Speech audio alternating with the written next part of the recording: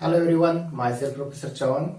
We have started the fourth chapter from our 11th Science CBSE board for our subject physics. Okay. So in the previous lecture we have learned about the projectile motion, the different features of the projectile motion, how the range of the projectile is related with the height of the projectile. Then we have learned about the equations of the time period of the projectile motion.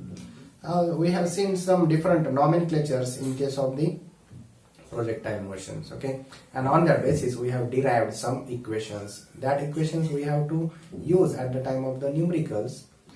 Now there is one equation which gives us the relation between the components of the projectile motion. Okay, so whenever any particle is in a projectile motion, then its both components are changing. Okay, if the projectile motion is there and it is having some velocity, then when it is traveling with some particular velocity, then there is a change in the particular components, its vertical component with respect to the acceleration due to gravity, and the horizontal components remains the constant, but there is some specific relation between these two components, that is the x and the y.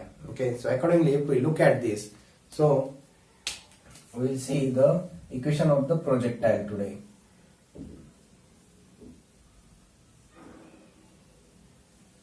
Okay, this equation gives us the relation between its components. Okay, it gives the relation between the components. So suppose we have the one projectile motion, and in this okay, so in this, suppose this is the x coordinate, this is the y coordinate, then in that, if we consider one body is moving with some particular velocity u, okay, it is moving with some particular velocity u, then in that case its component along the x direction will be ux, and it is given by u cos of theta, where theta is the angle of projection. Okay, theta is the angle of projection, and its vertical component is given by uy is equal to u sine of theta. Okay, it is given by u sine of theta. Now if we consider the any component at any point along that trajectory path, then if we consider here, this is the at this point, what is the value of x? So it will be x component. At this point, what is the value of y?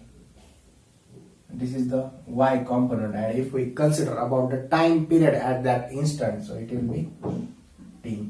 So if we consider the time period at that instant, it will be t. So if we have to find out the value of the displacement, or value of the horizontal component at that instant of time t, then we will get the value of the x coordinate, that is x is equal to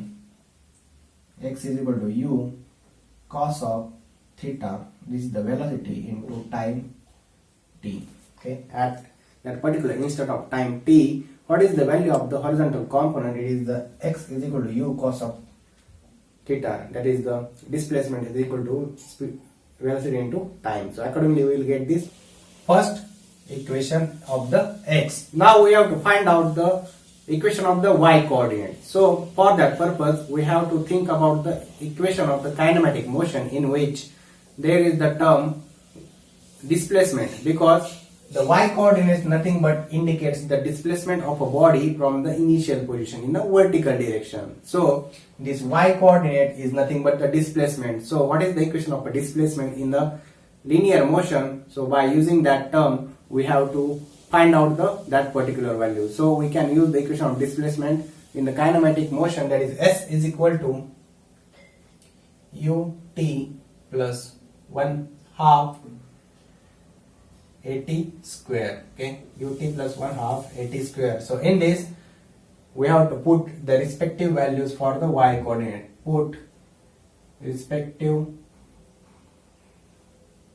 values of y coordinate. Okay, So what is the value of s in the terms of the y coordinate? This distance is nothing but the y coordinate and it is nothing but equal to y. So here we can write down y is equal to u. What is the initial velocity for the y coordinate of the velocity? Okay, y component of the velocity, it is the u sine of theta.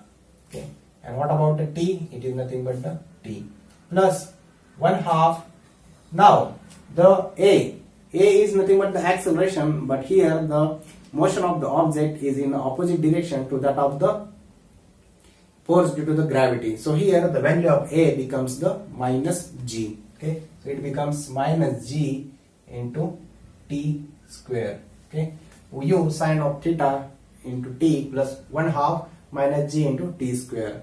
But we require the equations of a projectile in terms of the combined x and y, because it is the shows the relation between the x coordinate and the y coordinate. So accordingly we have to find out the equation of a projectile motion in terms of the x and y coordinate. Now for that purpose, if we look at both the equation, we get the idea that in this equation y is equal to u sine theta into t plus 1/2 minus g into t square. Okay, so here the term t is there. Also in terms of the first equation, that is u cos of theta into t, there is the term t. So if we find out the value of term t, we will get x upon u cos of theta. Okay, x upon u cos of theta. So put this value of t in the second equation, then we will get the equation of the kinematic for the projectile in terms of the x and y coordinates. So you will get u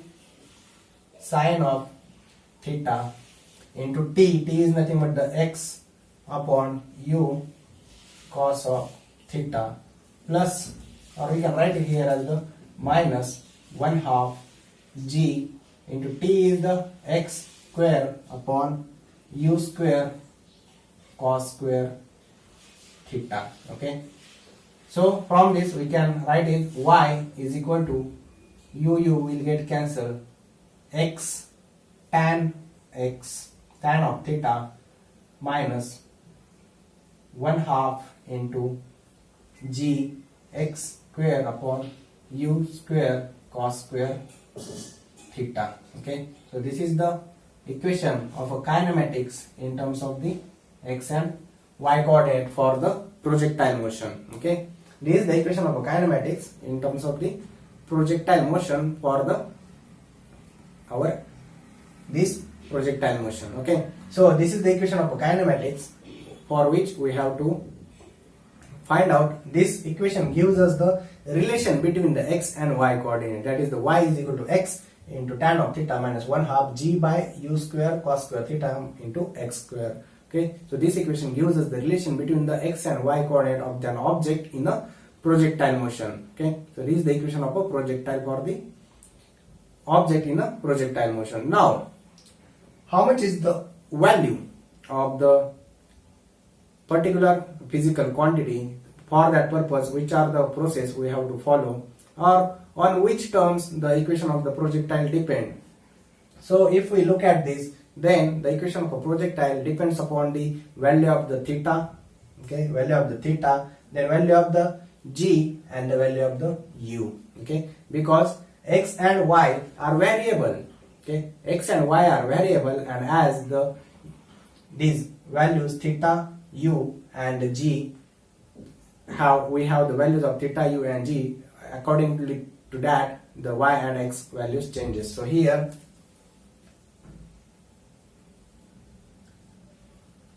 theta, u and g are initial values on which projectile motion depends. Okay, on which projectile motion depends. So theta, u and g are the initial values on which projectile motion depends, because its x and y coordinates changes accordingly. Okay, So if we look at this equation, it will be similar to the equation of one of the geometry. Okay, we have the equation of one geometry, that is y is equal to ax plus bx square.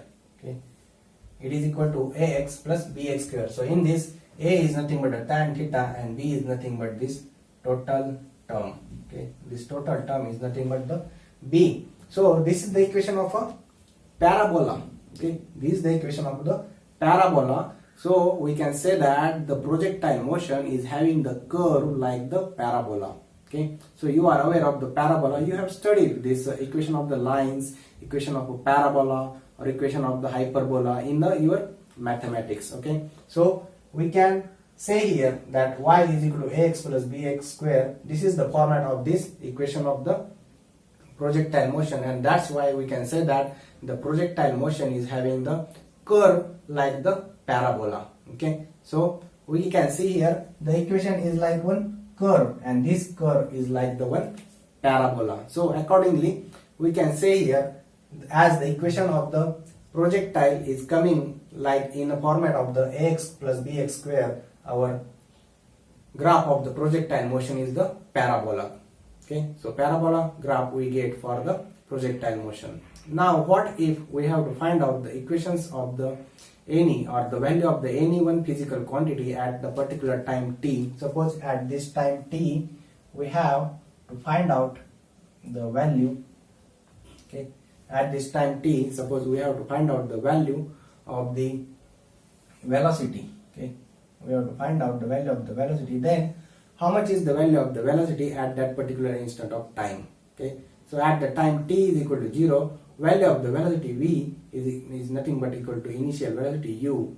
Okay, and at the time here, if we consider at the time t, then how much is the value of the velocity, that we have to find out now. So for that purpose we have to follow 3 steps. That is, first we have to resolve the resultant into its component. Then we have to apply the equations of a kinematic motion, equations of a linear motion to that component separately, and if it is necessary we have to combine both the equations again. So we have to follow the 3 steps. First one is the resolution. Okay, so in the resolution, if we think here, if this is the initial velocity u, okay, this is the initial velocity u, its resolving components are along the x direction and along the y direction, that is the ux is equal to u cos of theta, and along the vertical direction it is the u sine of theta. Then if we consider about the final velocity v, suppose at that instant we have to find out the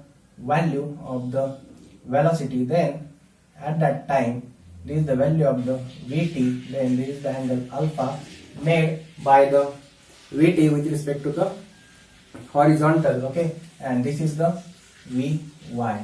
So here we have to find out this vx and vy.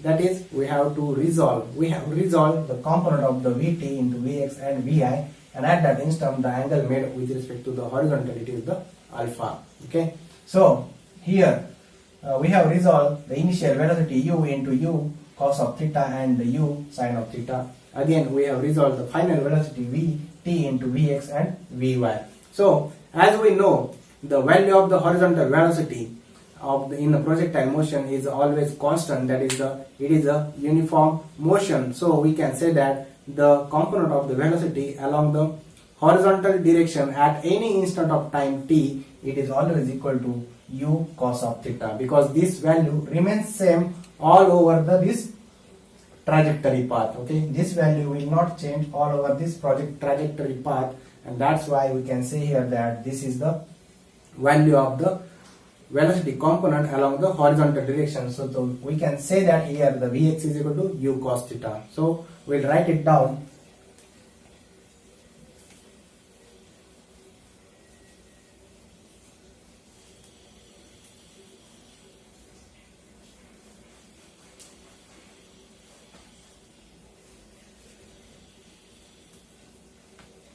Then horizontal component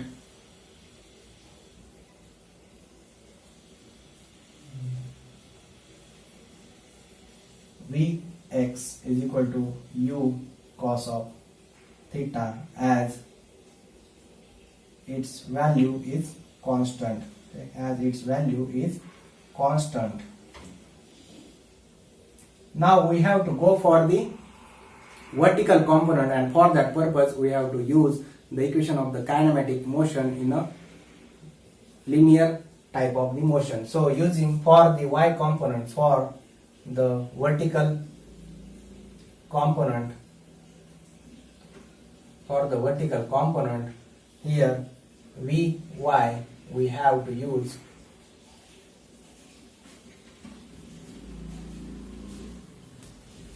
kinematic equation V is equal to u plus at. Okay.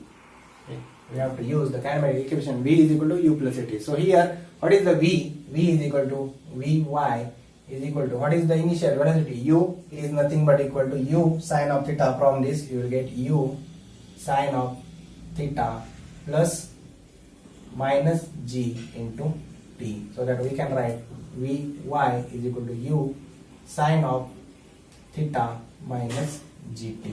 Okay, we can write v sine of theta minus gt. This is the second equation and this is the first equation.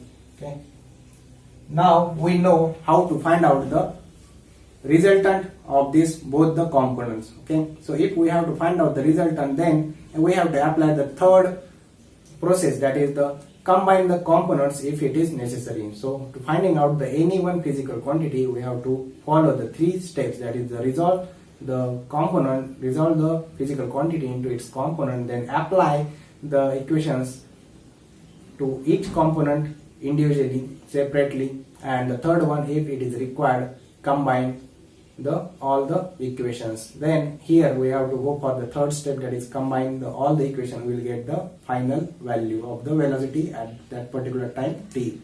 So Vt, we know Vt is equal to under root of Vx square plus Vy square. Okay, so from this, if we write down, it is u square u cos of theta square plus u sine of theta minus gt square. Okay, so we can write it down as under root of u square cos square theta plus u square sine square theta plus g square t square minus twice u g t sine of theta.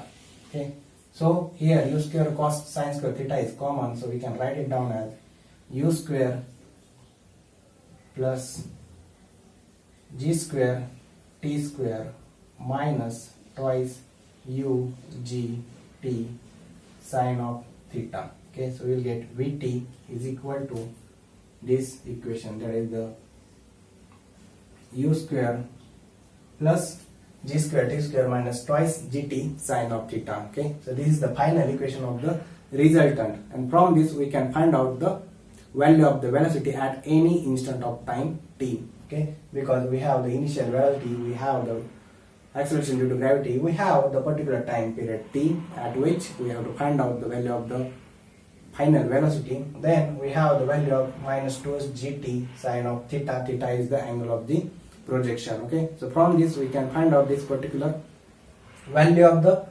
resultant. Now if we have to find out the value of direction of this velocity, then we can apply the triangle law here, and accordingly we can find out the direction of the resultant here, and for that purpose we have this angle alpha. Okay, we have this angle alpha, and we know the tan of the angle alpha will give us the value of the direction of that particular resultant component. So accordingly, if we write here the direction, okay, direction is given, direction of the resultant, direction of resultant tan of alpha is equal to Vy upon Vx. Okay, tan of resultant is equal to Vy upon Vx, opposite upon the hypotenuse. So we have Vy, value of Vy is equal to u sine of theta minus gt upon Vx is u cos of theta. Okay, u cos of theta. So we have the value of tan of alpha, and if we take the value of this, the tan alpha is equal to tan inverse of u sine of theta minus gt upon u cos of theta. Okay, so from this we'll get the direction of the resultant. Okay, so in projectile motion, whenever we have to find out the any one value at any instant of time, then we have to use the equation of that particular quantity. For that purpose, we have to follow the 3 steps, that is, resolve that physical quantity in its component, then apply the equations of the kinematic to each component separately, and finally the third step is find out or combine both the equations that we have derived. If there is the requirement to combine both the equations, then we will get the value of the final resultant of that particular physical quantity. Okay, so in the projectile equation, it is the equation which represents the relation between the x and y coordinate for that particular projectile motion, or we can say that which represents the relation between the components of the projectile motion in its 2 directions. Okay, so accordingly we have to go for the finding the values of that x and y coordinate, and once we know the values of the x and y coordinate, we can find out the resultant's magnitude and the direction by using the formula, that is tan of alpha is equal to perpendicular upon the base. So by using this equation, we have to solve some numericals. Also we have to go for the numericals based on the projectile motion by using the some equations of the time period of the projectile, then the maximum height the projectile can have, and the maximum range the projectile will get, and how much is the requirement of the angle theta for that particular range of, or that particular horizontal distance. So in the next lecture we will see some numericals on the projectile motion.